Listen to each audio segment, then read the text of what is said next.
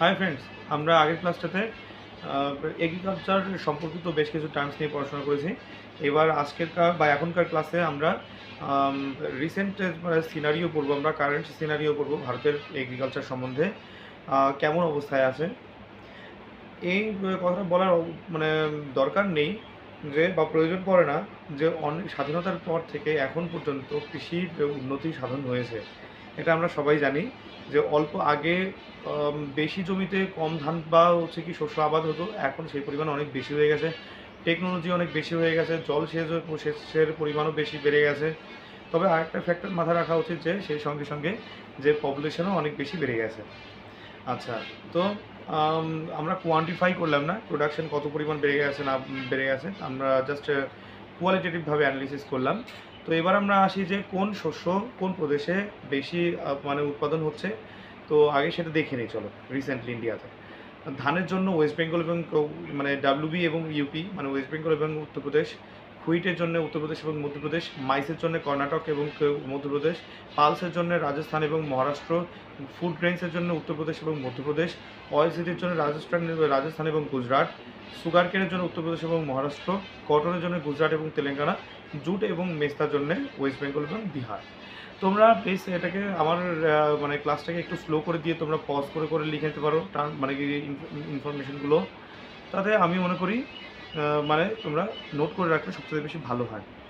আচ্ছা, এবার আমরা কারেন্ট সিনারিওটাই বুঝবো আমরা, তবে সমস্ত ক্রপ নিয়ে তো এভাবে কারেন্ট সিনারিও বোঝার দরকার নেই। জাস্ট কনসেপ্টটাকে যাতে ক্লিয়ার হয় এরকম আমি 3টা এক্সাম্পল নিচ্ছি। ধান, গম এবং হচ্ছে কি ডাল, এসবের আমরা চ্যালেঞ্জেস পড়বো, রিসেন্ট কী কী চ্যালেঞ্জের মানে পড়ছে এবং সঙ্গে সঙ্গে তার সমাধান কী কী হতে পারে। আগে আসি আমরা ধানের ক্ষেত্রে মেজর চ্যালেঞ্জেস। আচ্ছা, মানে ধান চাষ করার জন্য প্রচুর পরিমাণ জল লাগে, যেটা কি না যে ওয়াটার ক্রাইসিস হতে পারে একটা সময়, বা অন্যান্য মানে উদ্ভিদের জন্য ওয়াটার ক্রাইসিস হতে পারে। সেকেন্ডলি, যখন সার ইউজ করছে কৃষক, তখন নাইট্রোজেন যে মানে কি যে ঘটিত সার অনেক বেশি ব্যবহার করছে, এবং সারে মানে সেই নাইট্রোজেন ঘটিত মানে লবণ, সার তো এক ধরনের লবণই নাইট্রোজেন ঘটিত।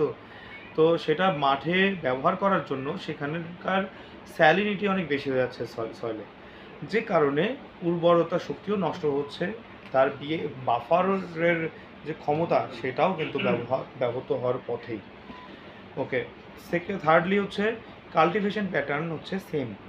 কী ওয়াটার মানে কি high water requirement, nitrogen application should be reduced.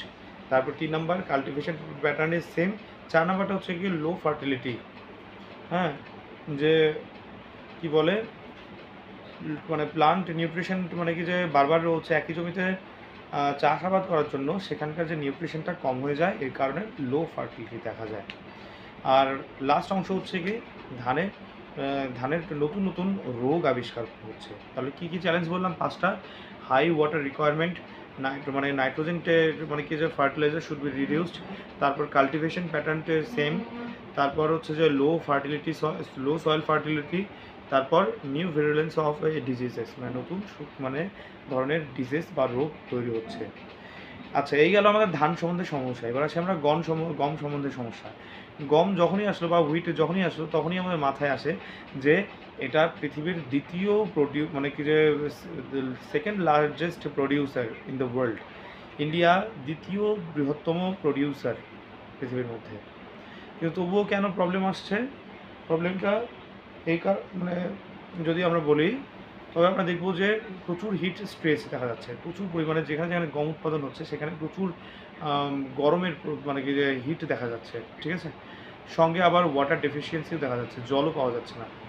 সেকেন্ডভাবে আবার ধানের মতো তাই সেম মানে কাল্টিভেশন প্যাটার্ন। আর তারপর যেখানে যেখানে গম উৎপন্ন হচ্ছে মানে প্রোডাকশন হচ্ছে বা কাল্টিভেশন হচ্ছে, সেগুলো এখন আবার আরবানাইজেশন হয়ে যাচ্ছে। আর সেই সব কৃষকরা এখন মাইগ্রেট করে যাচ্ছে, কারণ কাজ খুঁজে পাচ্ছে না, মাঠের পরিমাণও কম হয়ে যাচ্ছে। তারপর রেইন ওয়াটার ম্যানেজমেন্টের মানে কি যে দরকার দুটোর ক্ষেত্রেই। তারপর ক্রপ রোটেশন কী জিনিস, এটা আমরা নেক্সট ক্লাসে আমরা আলোচনা করব। তো ক্রপ রোটেশন, তারপর সয়েল ফার্টিলিটি, এগুলো বাড়াতে হবে। তারপর হচ্ছে কি যে উচ্চ ফলনশীল মানে সরি, প্রবলেমগুলো বলছিলাম। তার মানে কি আরবানাইজেশন এবং মাইগ্রেশনটাই প্রবলেম। তারপর নতুন ধরনের ডিজিজও আবিষ্কার হচ্ছে নতুন নতুন। তারপর মানে আম, তারপর ওষুধও যা পাওয়া যাচ্ছে সেটা কিন্তু খুব একটা বেশি এফেক্টিভ নয়। আর কি বলে হাইব্রিড যে বীজগুলো সেগুলো অনেক বেশি দামি হয়ে যাচ্ছে। তাহলে কী কী গমের কী কী প্রবলেম দেখা যাচ্ছে? প্রচুর পরিমাণে হিট স্ট্রেস দেখা যাচ্ছে, water deficiency, same cultivation pattern, urbanisation and migration, নতুন ধরনের রোগ আবিষ্কার হচ্ছে। তারপর যা ওষুধ পাওয়া হচ্ছে সেগুলো হচ্ছে কি খুব বেশি কার্যকর নয়। আর মানে হাইব্রিড সিড হচ্ছে সিডগুলোর দাম বা হাইব্রিড বা সংকর বীজগুলোর দাম অনেক বেশি হয়ে যাচ্ছে। এই হচ্ছে আমাদের হচ্ছে হুইটের প্রবলেম। এবার দুটোরই চাল এবং গমের দুটোরই যদি আমরা মানে সমাধান বার করতে যাই তাহলে কী কী দেখতে পাবো? যে রেন ওয়াটার ম্যানেজমেন্ট করতে হবে, তারপর উচ্চ ফলনশীল বীজ উৎপন্ন মানে ব্যবহার করতে হবে, তারপর ইন্টিগ্রেটেড পেস্ট ম্যানেজমেন্ট করতে হবে। ওকে, আমরা ইন্টিগ্রেটেড পেস্ট ম্যানেজমেন্ট বলতে কী বোঝায়? বোঝায় এরকম যে আমি এমন কিছু ওষুধ দিব যাতে কি না গাছের বৃদ্ধি হবে এবং সঙ্গে সঙ্গে ইনসেক্টগুলোও মারা যাবে। তাহলে এক ঢিলে দু পাখি মারা হয়ে গেল। তারপর ক্রপ রোটেশন করতে হবে যাতে কিনা সয়েল ফার্টিলিটি বেড়ে যায়। তারপর এফেক্টিভ সার মানে কি খুব কার্যকারীভাবে সার ব্যবহার করা উচিত। এরকম কাজ করলে আমরা রাইস এবং হুইটের মানে যেগুলো প্রবলেম দেখা যাচ্ছে সেই প্রবলেমগুলো দেখতে পাবো না। আমাদের লাস্ট হচ্ছে কি topic pulse production in India. ইন্ডিয়াতে মানে ডাল প্রোডাকশনে কী কী সমস্যা এবং তার সমাধান হতে পারে। ইন্ডিয়া পৃথিবীর লার্জেস্ট প্রডিউসার, লার্জেস্ট কনজিউমার এবং লার্জেস্ট মানে ইম্পোর্টার পৃথিবী মানে ইন দ্য ওয়ার্ল্ড। পৃথিবীর সবচাইতে বড় লার্জেস্ট প্রডিউসার, লার্জেস্ট কনজিউমার এবং লার্জেস্ট ইম্পোর্টার হচ্ছে কি ইন্ডিয়া। কিসের জন্যে? তো মানে পৃথিবীতে সেটা ডাল চাষের জন্য। চলো এবার দেখে না যাক কী কী চ্যালেঞ্জের ফেস করে। যে প্রচুর মানে পালস তৈরি মানে কি ডাল উৎপাদন করতে গেলে জলের খুব প্রয়োজন পড়ে। তো আর তাছাড়াও ডালে প্রচুর প্রোটিন থাকে, যে কারণে প্রচুর বায়োটিক এবং অ্যাবায়োটিকে কিছু মানে অ্যাটাক দেখা যায়।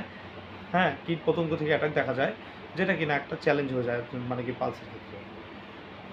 ওকে, এবার আসি আমরা যে নতুন মানে যারা পুরনো কৃষক আছে বা মানে কৃষকরা যারা আছেন তারা মানে আর পালসে হচ্ছে কি ইনভেস্ট করতে চাইছেন না। কারণ কি অনেকটা বেশি রিস্ক, কারণ যেহেতু বললাম পোকা লেগে যাচ্ছে বা ইনসেক্ট লেগে যাচ্ছে, তো প্রবলেম এটা।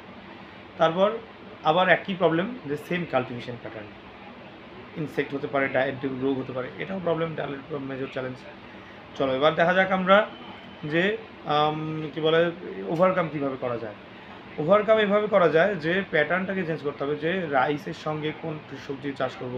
সাধারণত রাইসের সঙ্গে মানে মসুর ডালটা চাষ করা বেটার। তারপর হচ্ছে কি যে কী বলে তারপর হচ্ছে কি যে উড়াদের সঙ্গে রাইসের কাল্টিভেশন করা সম্ভব হতে পারে। তো এইভাবে ভেবে চিন্তে চাষবাস করতে হবে।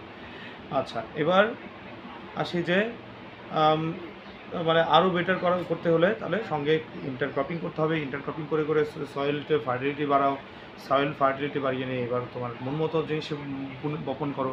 ঠিক আছে, তো এই ছিল আজকের ক্লাসে যে ধান, গম এবং মানে কি ডাল নিয়ে আমরা আলোচনা করলাম কী কী, তবে ইন্ডিয়াতে বর্তমানে এদের চ্যালেঞ্জেস কী কী আছে আর সঙ্গে সঙ্গে সমাধান কী হতে পারে তার একটা আনুষ্ঠানিক মানে আলোচনা, খুবই সাধারণ আলোচনা করলাম। তো নেক্সট ক্লাসে আমরা কী বলে আরে মানে গ্রিন রিভলিউশন শুরু করব। তো খুবই গুরুত্বপূর্ণ টপিক, তোমরা সবাই সঙ্গে থেকো। বাই।